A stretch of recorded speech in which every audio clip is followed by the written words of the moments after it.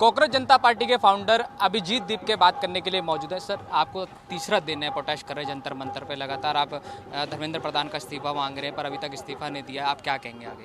जब तक इस्तीफा नहीं देते हम बैठे रहेंगे। अगर धर्मेंद्र प्रधान अड़े हुए तो हम भी अड़े रहेंगे। लाइट बंद कर दी जाती है, मैंने देखा था 2 दिन से लाइट भी बंद कर दी गई है। दिन में जब लाइट की ज़रूरत नहीं है तब तो लाइट आ रही है, पर रात में जब ज़रूरत है लाइट बंद कर दी जाती है। क्या पानी रोका जा रहा है, लाइट रोका जा रहा है, जो हमारा खाना आ रहा है, कुछ लोग हमें डोनेट कर रहे हैं खाना, वो भी रोका जा रहा है। तो मुझे समझ नहीं आ रहा है कि हमारे देश के अंदर ही हमारे साथ ऐसा बर्ताव किया जा रहा है। हम कोई क्रिमिनल्स तो नहीं है, हम कोई आतंकवादी तो नहीं है। हम तो इस देश की आम जनता है जो चाहते हैं कि बच्चों को न्याय मिले। जिन स्टूडेंट्स ने सुसाइड करी उनके लिए न्याय मिले, तो उसके लिए क्यों इतना रोक टोक हो रही है? वॉशरूम, लेडीज़ वॉशरूम में नहीं जा पा रही है। कितनी सारी फीमेल वॉलंटियर्स है जो कह रही है कि वॉशरूम में पानी नहीं आ रहा है, लेडीज़ का जो वॉशरूम है उस पर ताले लगाए दिए जा रहे। तो क्या चल रहा है इस देश में? किसी से संपर्क करने की कोशिश करी कि साफ चीज़ें करी जाए या लाइट वाइट की मैंने व्यवस्था पुलिस से रिक्वेस्ट करी, साफ़ करने की कोई चीज़ नहीं है, कोई ज़रूरत नहीं है। साफ़ तो हम लोग खुद ही कर रहे हैं।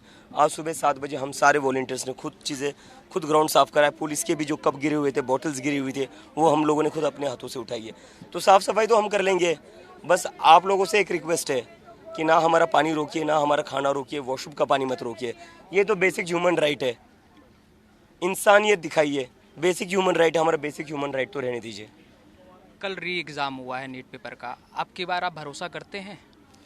कैसे भरोसा कर लो? 16 बच्चों की मौत हुई, 16 बच्चों ने आत्महत्या कर ली है।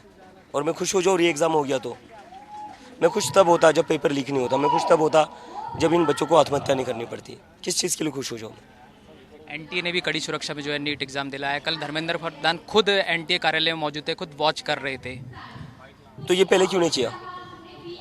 अभी आपको सूझा ये पहले क्यों नहीं करा? अगर ये सारी चीज़ें पहले कर लेती तो 16 बच्चों की जानें बच जाती।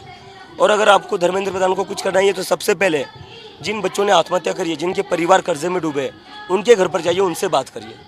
वो परिवार कर्जे में गए, डूबे हुए, मैं उनके घर पर गया था, मैंने बात की उन परिवारों से। 15-15 लाख का कर्जा लिया है, ज़मीन गिरवी रखी है, ज़मीन बेची है, कहाँ से वो अपना घर चलाएंगे? अब तो धर्मेंद्र प्रधान प्लीज़ इन परिवारों से बात करिए। अगर अब की बार वाला जो री एग्ज़ाम है वो ठीक हो जाता है तो अब तो ज़रूरत नहीं है धर्मेंद्र प्रधान के इस्तीफे की। वो 16 बच्चे वापस आ जाएंगे। 16 बच्चे तो वापस नहीं आएंगे, पर अब ज़रूरत है तभी भी, उसके बाद भी इस्तीफा मांगना है।